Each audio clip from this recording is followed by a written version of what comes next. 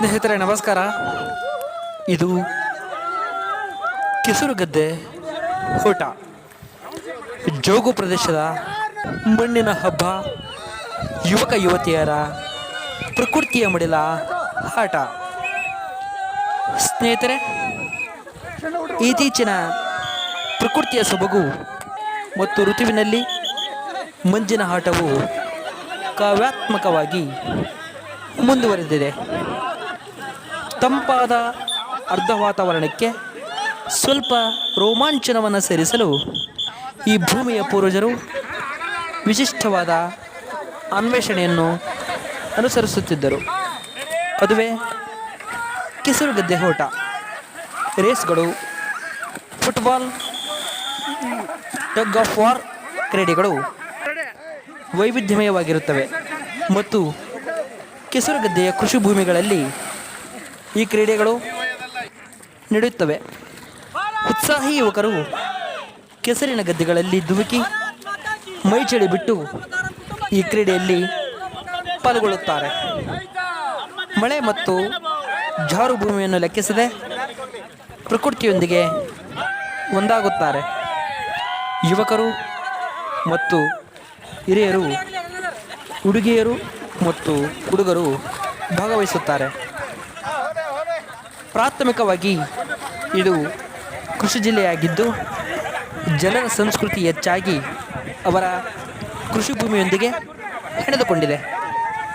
ಆಸಕ್ತಿದಾಯಕ ಸಂಗತಿ ಎಂದರೆ ಪೂರ್ವಜರು ಕ್ರೀಡಾ ಚಟುವಟಿಕೆಗಳನ್ನು ಕೃಷಿ ಭೂಮಿಗಳೊಂದಿಗೆ ಜೋಡಿಸಿದ್ದು ಮನೋರಂಜನಾ ಮಟ್ಟವನ್ನು ಒಂದು ಹಂತಕ್ಕೆ ತೆಗೆದುಕೊಂಡು ಹೋಗಲಾಗಿದೆ. ಪ್ರತಿ ವರ್ಷ ಜೂನ್ ಮತ್ತು ಆಗಸ್ಟ್ ನಡುವೆ ಹಲವಾರು ಕೃಷಿ ಭೂಮಿಗಳು, ವಿಶೇಷವಾಗಿ ಜಿಲ್ಲೆಯ ಗ್ರಾಮೀಣ ಪ್ರದೇಶಗಳಲ್ಲಿ ವಿಶಿಷ್ಟವಾದ ಕ್ರೀಡಾಕೂಟಗಳನ್ನು ಆಯೋಜಿಸುತ್ತವೆ. ಕಿಸುರುಮಯವಾದ ಕೃಷಿ ಭೂಮಿಗಳು ಚಾಲನೆಯಲ್ಲಿರುವ ಟ್ರ್ಯಾಕ್ಗಳಾಗುತ್ತವೆ ಮತ್ತು ಸುರಿಯುವ ಮಳೆ ಮತ್ತು ಚಳಿಯ ವಾತಾವರಣ ನಡುವೆ ನೂರಾರು ಜನರು ಕ್ರೀಡಾಕೂಟದಲ್ಲಿ ಭಾಗವಹಿಸುತ್ತಿರುತ್ತಾರೆ. ಸ್ನೇಹಿತರೆ, ನಮ್ಮ ಎಲ್ಲ ಹಬ್ಬಗಳು ಕೃಷಿ ಭೂಮಿಗಳಿಗೆ ಸಂಬಂಧಿಸಿವೆ ಮತ್ತು ನಮ್ಮ ಪೂರ್ವಜರು ಕ್ರೀಡಾ ಚಟುವಟಿಕೆಗಳನ್ನು ಸಹ ಹೊಲಗಳೊಂದಿಗೆ ಜೋಡಿಸಿದ್ದಾರೆ. ಗದ್ದೆಯಲ್ಲಿ ಭತ್ತ ಬಿತ್ತಿದ ನಂತರ ಪ್ರತಿ ಹಳ್ಳಿಗಳಲ್ಲಿ ಸಾಂಪ್ರದಾಯಿಕವಾಗಿ ಕ್ರೀಡೆಯಾದ ನಾಟಿ ಓಟ ನಡೆಯಲಿದೆ. ಪೂರ್ವಜರ ಕಾಲದಲ್ಲಿ ಭತ್ತಕ್ಕಾಗಿ ಉಳುಮೆ ಮಾಡಿದ ಕೆಸರು ಗದ್ದೆಗಳಲ್ಲಿ ಓಟಗಳನ್ನು ಆಯೋಜನೆ ಮಾಡಲಾಗುತ್ತಿರುತ್ತದೆ.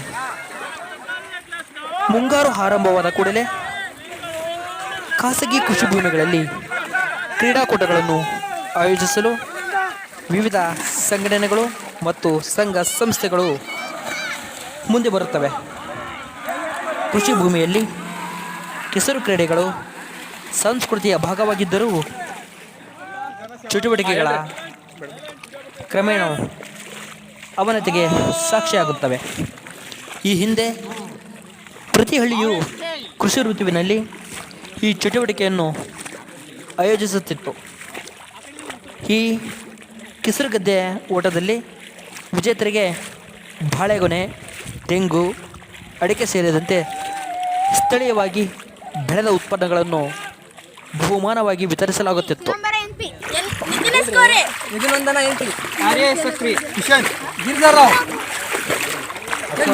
ಪ್ರಶಾಂತ್, ವಸಂತ್ ಕುಮಾರ್, ಧನಂಜಯ್, ಶಿವ, ರಾಜು, ಮಧು, ಶಿವಾನಂದ, ಮೌನೇಶ್, ಲೋಕೇಶ್, ಧನಂಜಯ, ಪೃಥ್ವಿರಾಜ್, ಸ್ನೇಹಿತರೆ, ಗ್ರಾಮೀಣ ಕ್ರೀಡೆಗಳನ್ನು ಪುನರ್ಜೀವನಗೊಳಿಸಬೇಕು. ಅದೇನೇ ಇದ್ದರೂ ಸಂಪ್ರದಾಯಗಳು ಈಗ ಪುನರ್ಜೀವನಗೊಳ್ಳುತ್ತಿವೆ. ಕೃಷಿ ಪದ್ಧತಿಯ ಭಾಗವಾಗಿ ಗ್ರಾಮಸ್ಥರು ಕೃಷಿ ಭೂಮಿಗಳಲ್ಲಿ ಕ್ರೀಡಾ ಚಟುವಟಿಕೆಗಳನ್ನು ಆಯೋಜಿಸುತ್ತಿದ್ದರು. ಈಗ ಅವುಗಳನ್ನು ವಿವಿಧ ಸಂಘಗಳು ಮತ್ತು ಸಂಘಟನೆಗಳು ಆಯೋಜನೆ ಮಾಡಲಾಗುತ್ತವೆ. ಬೇಸಿಗೆಯಲ್ಲಿ ಹಲವಾರು ಕ್ರೀಡಾ ಚಟುವಟಿಕೆಗಳು ಇದ್ದವು. ಮಾನ್ಸೂನ್ ಸಮಯದಲ್ಲಿ ಕಾರ್ಯಕ್ರಮಗಳು ಕಡಿಮೆ. ಗ್ರಾಮೀಣ ಕ್ರೀಡಾ ಸಂಪ್ರದಾಯವನ್ನು ಪುನರ್ಜೀವನಗೊಳಿಸುವ ಮತ್ತು ಮಳೆಗಾಲದಲ್ಲಿ ಕ್ರೀಡಾ ಚಟುವಟಿಕೆಗಳಲ್ಲಿ ಯುವಕರನ್ನು ತೊಡಗಿಸಿಕೊಳ್ಳುವ ಉದ್ದೇಶದಿಂದ ನಾವು ವಾರ್ಷಿಕವಾಗಿ ಕಿಸರುಗದ್ದೆ ಓಟ ಆಯೋಜಿಸಲು ಪ್ರಾರಂಭ ಮಾಡಲಾಗಿದೆ. ಪೂರ್ವಜರ ಕಾಲದಲ್ಲಿ ಕೃಷಿ ಭೂಮಿಯಲ್ಲಿ ಕ್ರೀಡಾಕೂಟಗಳು ಕೃಷಿ ಚಟುವಟಿಕೆಯ ಭಾಗವಾಗಿತ್ತು. ಗ್ರಾಮೀಣ ಕ್ರೀಡೆಗಳು ಇಡೀ ಗ್ರಾಮವನ್ನು ಒಟ್ಟುಗೂಡಿಸುತ್ತಿತ್ತು ಮತ್ತು ಬೇಸಾಯದ ಕೆಲಸ ಪ್ರಾರಂಭವಾಗುವ ಮೊದಲು ಇದು ವಿಶ್ರಾಂತಿಯ ಸಾಧನವಾಗಿತ್ತು. ಕೃಷಿ ಭೂಮಿಗಳು ಈಗ ಕೈ ಬಿಡಲ್ಪಟ್ಟಿವೆ ಮತ್ತು ಕೃಷಿಯಲ್ಲಿನ ಆಸಕ್ತಿಯು ಕಣ್ಮರೆಯಾಗುತ್ತಿದೆ. ಗ್ರಾಮೀಣ ಕ್ರೀಡೆಗಳು ಕೃಷಿ ಮತ್ತು ಕ್ರೀಡೆ ಎರಡನ್ನೂ ಪುನರ್ಜೀವನಗೊಳಿಸುವ ಸಾಧನವಾಗಿ ಮಾರ್ಪಟ್ಟಿವೆ.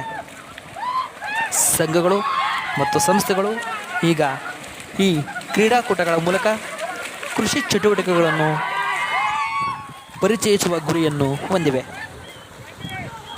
ಸ್ನೇಹಿತರೆ, ಕ್ರೀಡಾ ಚಟುವಟಿಕೆಗಳು ಈಗ ಹೆಚ್ಚಿನ ಸಂಖ್ಯೆಯ ಯುವಕರನ್ನು ಕೃಷಿ ಭೂಮಿಗೆ ಸೆಳೆಯುತ್ತಿವೆ.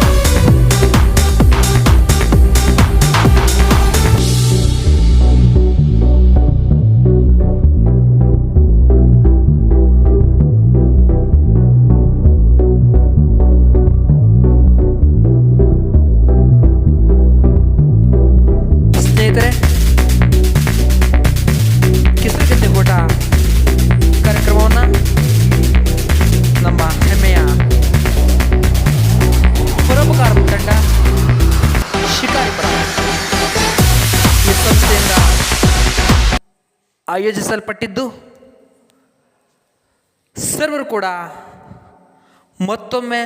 ಮಗದೊಮ್ಮೆ ನಮ್ಮ ಈ ಗ್ರಾಮೀಣ ಕ್ರೀಡೆಯನ್ನು ಪ್ರಕೃತಿಯ ಮಡಿಲಲ್ಲಿ ಆಟವನ್ನು ಆಡಿ ತುಂಬ ಉತ್ಸಾಹಕರಾಗಿ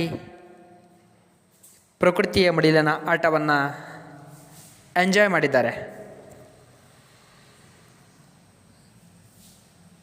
ಸ್ನೇಹಿತರೆ, ನೀವು ಯಾರಾದರೂ ಹೊಸಬರಾಗಿದ್ದರೆ ದಯವಿಟ್ಟು ಈ Gangadhar HKP YouTube channel subscribe ಮಾಡಿ, ಲೈಕ್ ಮಾಡಿ, ಶೇರ್ ಮಾಡಿ, ಕಮೆಂಟ್ ಮಾಡಿ. ಮತ್ತೆ ಮುಂದಿನ ವಿಡಿಯೋದಲ್ಲಿ ಸಿಗೋಣ. Until then take care, have a nice day.